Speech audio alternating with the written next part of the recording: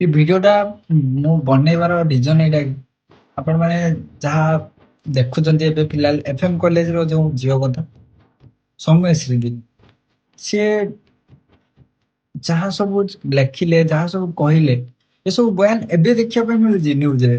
ମାନେ ପୁରା ତାକୁ ହାଇଲାଇଟ କରିକି କମ୍ପ୍ଲିଟଲି ନ୍ୟୁଜ ବାଲା ସବୁ ନ୍ୟୁଜ ବାଲା ପକଉଛନ୍ତି ଆଉ ସେଥିରେ ଲକ୍ଷ ଲକ୍ଷ ଭ୍ୟୁଜ ବି ନଉଛନ୍ତି, ଟିଆରପି ବି ଭଲ ଆସୁଛି। ତ ଭାଇ ସେଇଟା ଗୋଟେ କଥା ପଚାରୁଛି, ତୁମେ ନ୍ୟୁଜ ବାଲାଙ୍କ କାମ କଣ?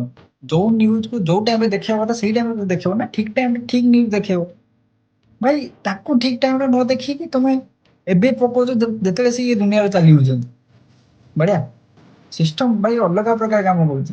ମୁଁ ଗୋଟେ କଥା ଆପଣମାନଙ୍କୁ ପଚାରିବା ପାଇଁ ଚାହୁଁଛି, ଆପଣମାନଙ୍କୁ କଣ ଲାଗୁଛି ସେ ସମସ୍ତଙ୍କ ଭଳି ଇଏ ବି ଡାଉନଫଲ ହେଇକି ରହିଯିବେ, ୟାକୁ ଜଷ୍ଟିସ ମିଳିବ? ଦେଖନା ସମସ୍ତେ ଜଷ୍ଟିସ ପାଇଁ ପାର୍ଟି କରୁଛନ୍ତି ନା, କି ଜଷ୍ଟିସ ଦିଅ, we want justice, we want justice. ଭାଇ ସରକାର ତମେ ନିଜେ ଗଢିଛ, ଏବେ ସରକାରଙ୍କୁ ତମରି ମାନେ ନିଜେ ରିକ୍ୱେଷ୍ଟ କରୁଛ କି ଭାଇ ଆମକୁ ଜଷ୍ଟିସ ଦିଅ।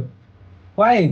ସରକାର ଗଢିଲା ବେଳେ ଭାବିବାର ନାହିଁ, ସରକାର ଗଢି ସାରିଲା ପରେ ତାପରେ ଭାବୁଛନ୍ତି କି ନା ଭାଇ ଇଏ ସରକାର ଠିକ ନୁହେଁ, ଇଏ ସିଏ ଯାହା ବି।